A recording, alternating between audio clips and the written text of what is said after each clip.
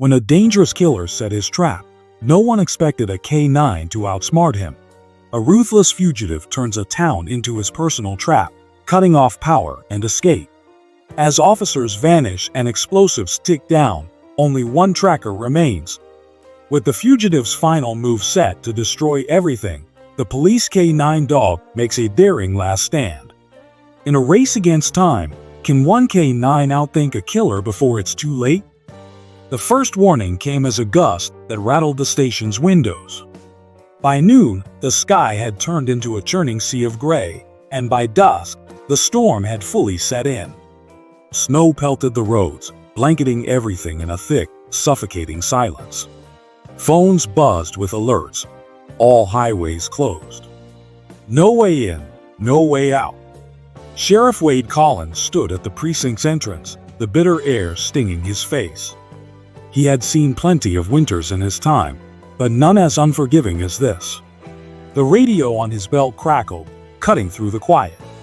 "Sheriff," came the voice of Deputy Owen, strained and uneasy. "You're gonna want to turn on the news." Inside, the television flickered to life. The scrolling headline sent a chill through the room. Ronan Briggs escapes custody, armed and dangerous. Collins stiffened. He knew that name. Everyone did. A former operative, trained to survive in the most hostile conditions. A man who had left a trail of destruction in his wake. And now, he was loose. "How?" Collins asked, though he already knew the answer. "The transport was hit. 2 guards down," Owen said grimly. "They don't know who did it, but Briggs didn't waste the opportunity." Collins exhaled sharply. "He's not out there wandering," he muttered. "He has a plan." A hush fell over the room. They all knew what this meant. In weather like this, no helicopters could fly, and the roads were a frozen maze. Tracking a man who had spent years perfecting the art of vanishing would be nearly impossible. Unless they used their best tracker. A low growl came from the corner of the room. A set of sharp eyes locked onto Collins. Fong, their canine, sat poised and alert, as if sensing the weight of the moment. He was more than just a dog. He was their best chance at ending this before it spiraled any further. Collins turned to his team. "We move now. Every minute he's out there, the harder he'll be to find." They gathered their gear. Rifles strapped, radios checked. Fong's handler, Officer Ray Delgado, clipped the tracking harness onto the dog. The storm raged outside, but they had no choice. Collins took one last look at the map before them. The prison transport had been hit just south of the ridge. If Briggs was smart, and he was, he'd be heading for the dense tree line. Plenty of cover. Too many places to hide. The first steps into the snow were punishing. Winds howled through the pines, visibility barely a few feet. Fong pressed forward, nose low, muscles taut with purpose. He had the scent. The team pushed ahead, boots crunching through the ice. A mile in, Fong stopped suddenly, ears perked. Delgado crouched beside him, studying the fresh tracks in the snow. They weren't alone. A gloved hand reached down, brushing aside the top layer of powder. Underneath, a second set of footprints, heavier, deliberate, ran parallel to the first. Collins' gut tightened. "He's not running," Collins said, his voice low. "He's watching." The wind screamed through the trees, as if in warning. Every shadow fell deeper. Every sound, sharper. Somewhere out there, Ronan Briggs was waiting. Fong lowered his head, his muscles tensed. Collins didn't need Delgado to confirm it. The dog had the scent. The team moved cautiously, their boots crunching through the ice as they advanced into the trees. The wind carried a sharp, bitter chill, but it wasn't the cold making their breaths feel heavier. It was the knowledge that somewhere in the white abyss, a man trained to disappear was watching them close in.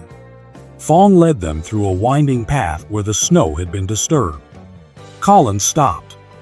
The prints didn't follow any normal pattern. They were erratic, swept in odd directions. Briggs wasn't just moving through the woods. He was covering his tracks.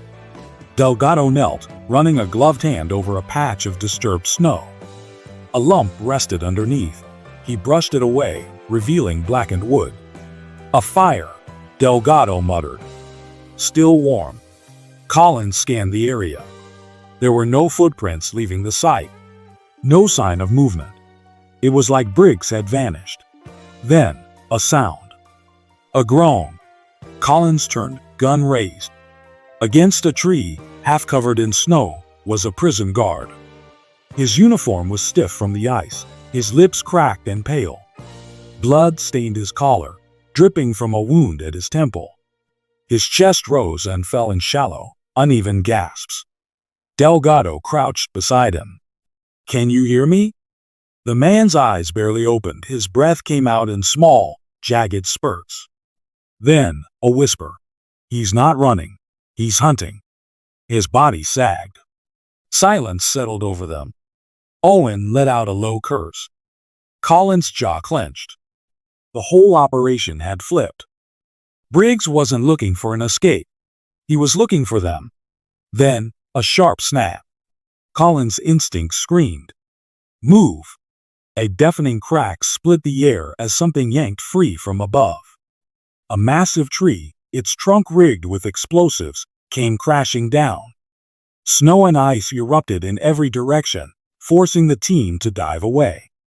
Collins hit the ground hard, rolling as debris pelted the frozen earth. "Status!" he shouted. "I'm good," Owen called from somewhere beyond the wreckage. Collins shoved himself up, coughing against the freezing air. "Delgado?" No answer. Then Fong barked, a sharp, urgent sound. Collins pushed forward, vaulting over the fallen tree. He spotted Delgado a few feet away, crouched next to the dog. Fong's teeth were bared, his body rigid. Collins followed Delgado's gaze and saw the trap. A metal wire stretched across the snow, nearly invisible. It led up into the branches, connected to a weighted counterbalance. If Fong had stepped forward, the force would have snapped him high into the trees. Collins exhaled through his nose. "Briggs said this." Delgado nodded, his expression grim. "And we walked right into it." Collins gripped his radio. "Harris, do you copy?" Static. Then, a faint breath.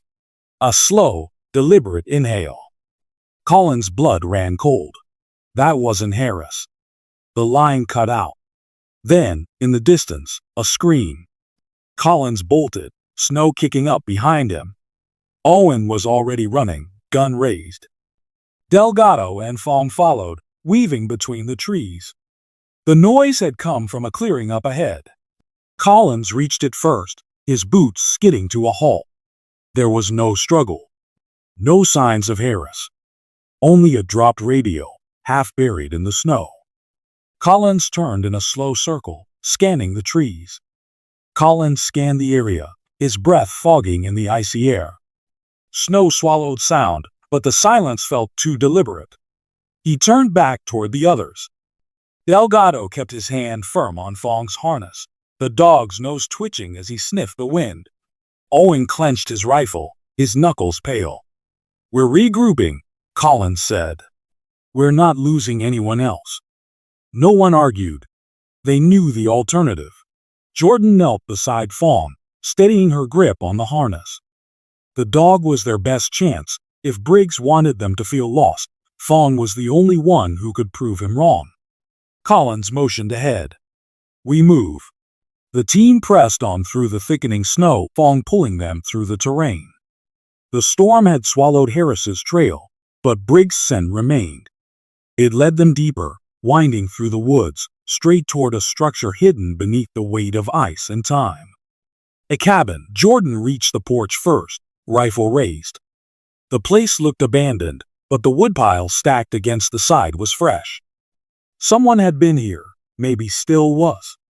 Owen forced the door open, the hinges groaning under the weight of years. Inside, the air was heavy with the smell of burned wood. The fireplace crackled low, embers still smoldering. A man like Briggs wouldn't be careless. If the fire was going, It was because he wanted it to be found. Collins stepped inside, scanning the room. The walls were bare, except for a battered desk pushed against the far end. Papers covered its surface, hand-drawn maps, rough sketches of roads and buildings. Some were marked with thick black lines, others with a single red X. Jordan picked up one of the papers. "These are our patrol routes." Delgado flipped through another stack. Names. Some were crossed out, others circled. Owen leaned in. "He's not just trying to leave." He looked at Collins. "He's been preparing for this." A sound from upstairs. Collins raised a hand. The team froze. Another step. Jordan moved first, clearing the staircase with Fong at her side. The door at the top stood ajar. She pressed forward, breath steady, sweeping the room. Empty. The blankets on the cot were rumpled, a coffee mug still warm on the table. "He was just here," she said into her radio. Then, outside, a gunshot. Jordan spun toward the window, heart hammering.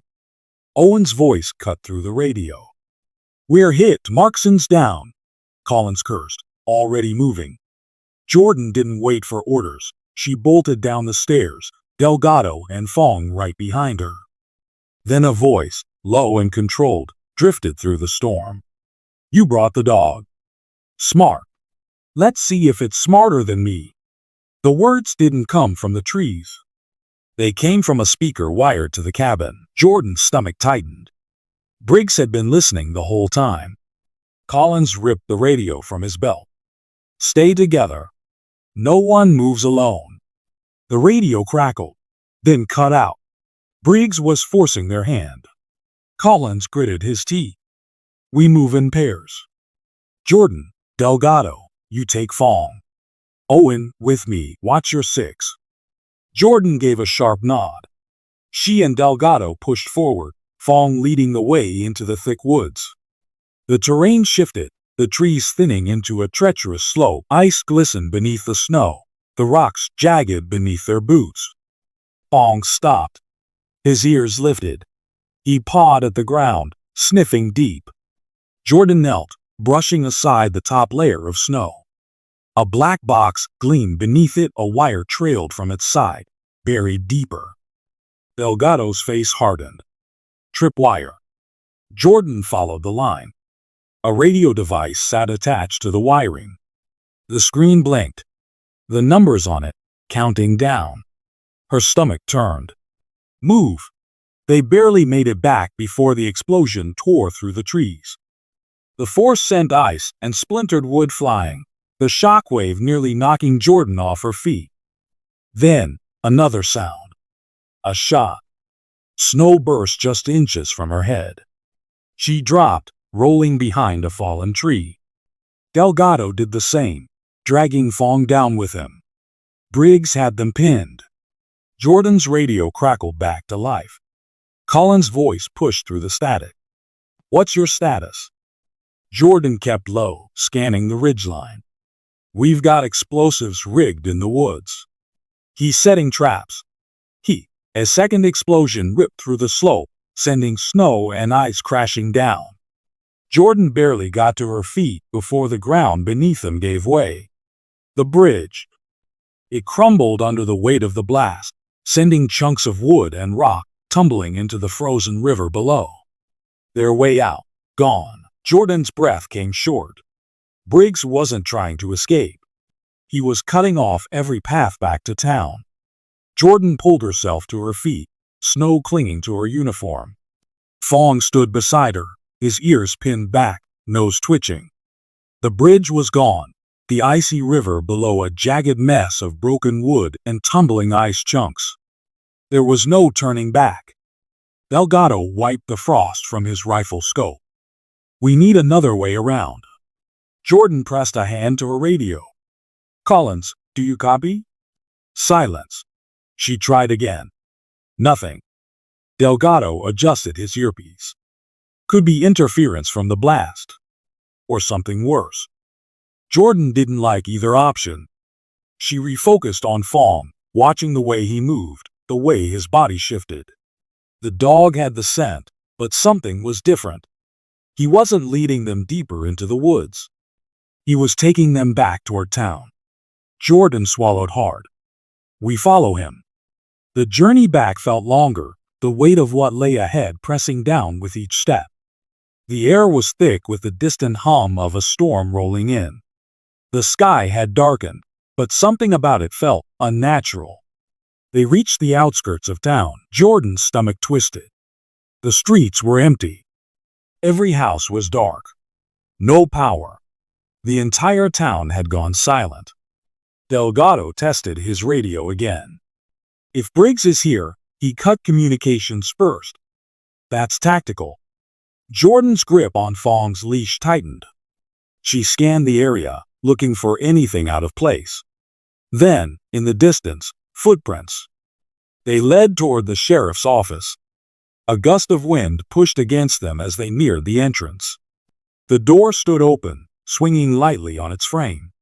Inside, the air was thick with something stale. Delgado went in first, sweeping the room. Clear. Jordan stepped inside. The office was in disarray, papers scattered, chairs overturned. But that wasn't what made her stop. It was the message smeared across the wall. Blood.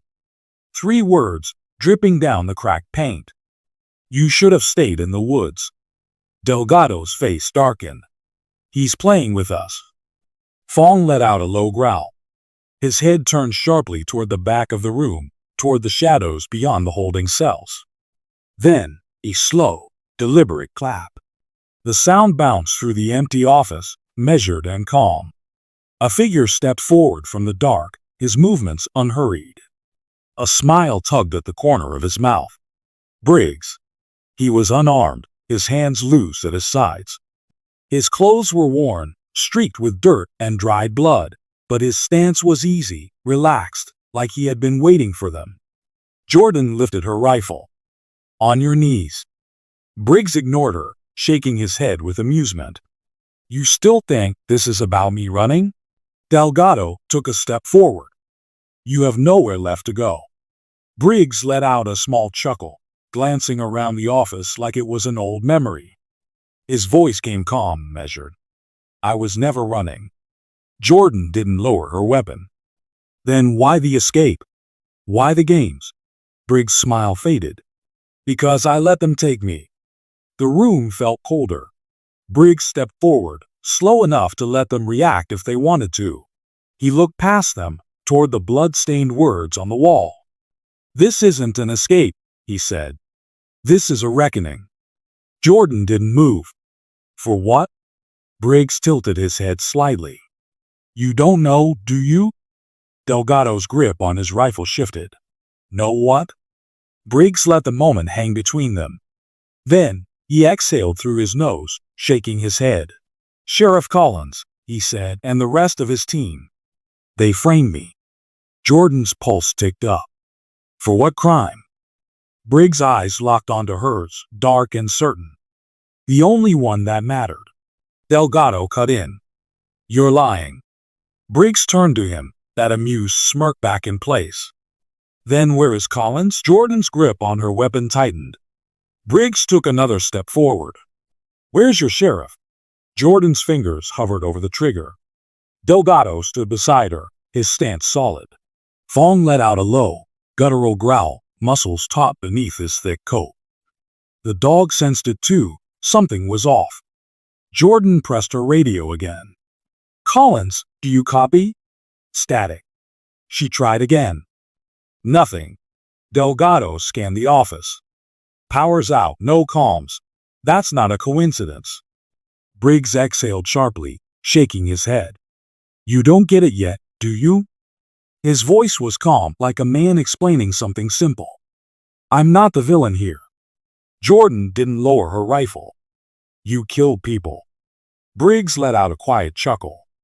And what do you think your sheriff did? The words sat heavy between them. Then Fong's ears lifted. His nose twitched. Jordan saw it too. Briggs hadn't moved, but someone else had. Fong turned toward the back door, nostrils flaring as he picked up a fresh scent. It led out of the office, deeper into the town. Jordan motioned to Delgado. "We follow." Briggs didn't resist when they nudged him forward, forcing him outside. The street stretched out in eerie silence. No lights. No movement. The whole town had gone dark. Jordan's heart hammered against her ribs as they followed the trail. Fong pushed ahead, his body low, muscles rippling beneath his thick fur. The footprints led them toward the sheriff's station. The door stood open. Jordan flicked on her flashlight. The beam landed on the wall just inside. Red smeared across the surface, the words dripping. "You should have stayed in the woods." Delgado inhaled sharply. "He was waiting for us." A slow, deliberate clap rang through the empty room. Jordan swung her rifle toward the sound. Briggs smirked. "There it is." A figure emerged from the shadows, tall, deliberate, shoulders squared with confidence. The same smug grin, but something had shifted. This wasn't a man on the run. This was a man who had already won. Jordan held her ground. "You planned this." Briggs nodded. "From the moment I got in that transport." He took a step forward, eyes flicking between her and Delgado. "I spent years waiting for a chance. Collins and his team put me in a cage, and I let them. Because I knew the only way back here was through them." Delgado's grip on his rifle tightened. "You're lying." Briggs tilted his head. "Then tell me, where is he?" The question sat between them like ice. Jordan's pulse spiked. She pressed her radio again. "Collins. Owen. Report." Nothing. Briggs lifted his hands. "You see, I didn't have to run. I didn't have to hide. I just had to wait for the right moment." Jordan took a step closer. "For what?" Briggs' smirk returned. "Revenge." Then he lunged. Jordan barely had time to react before Briggs closed the gap. His hands shot toward her rifle, knocking it sideways. The impact sent her staggering back. Fong sprang into action. The dog launched, teeth bared, slamming into Briggs' side. His jaws clamped down on Briggs' arm, ripping through fabric, muscle, and skin. Briggs gritted his teeth, barely making a sound as he twisted his body. His free hand shot down, gripping Fong's collar in a desperate attempt to throw him off. But the dog didn't let go. Delgado rushed forward, but Briggs yanked him off balance, sending them both crashing into a desk. Jordan scrambled for her sidearm. Briggs drove his knee into Fong's ribs, forcing the dog back just enough to shift his weight. His hand shot toward his belt. Jordan saw the metal glint. She fired. The bullet slammed into Briggs' leg. He stumbled, but he didn't fall. His jaw clenched, breath coming in sharp bursts, yet somehow the smirk never fully disappeared. Then he lifted his hand. Jordan's stomach dropped. A small device, no bigger than a deck of cards, rested in his palm. A thin wire ran from it, disappearing into the walls. Briggs' voice came steady. "You shoot again, I let go." Delgado froze. "What did you do?" Briggs lifted his chin. "Explosives. Town square. Every major exit. You take me out, this whole place burns." Jordan's grip tightened on her weapon. Briggs' fingers twitched just enough to send a warning. Then Fong moved. In a blur of fur and force, the dog leaped. His jaw snapped around Briggs' wrist, crushing down with everything he had. Briggs let out a strangled grunt, but it was too late. The device slipped from his grasp. Fong's teeth sank deeper, his body twisting as he yanked back. The dead man's switch tumbled toward the ground. Jordan's breath hitched. Fong crushed it in his jaws. A sharp crack split the air as metal and plastic shattered beneath the force of his bite. Briggs staggered, blood soaking through his pant leg. His body wavered before he finally hit the floor. Delgado moved first, wrenching Briggs onto his stomach, forcing his arms behind his back. Jordan yanked out her cuffs, snapping them into place. Briggs didn't fight. His smirk had vanished, his breath ragged. Jordan pressed her radio one last time. Collins. Owen. Suspect is in custody. Static. Then, a voice. Copy that. Jordan's shoulders slumped with relief. Fong stood beside her, his fur dusted with snow, his tongue lolling slightly as he let out a single, satisfied breath. Dawn broke over the town, streaks of gold cutting through the thinning storm.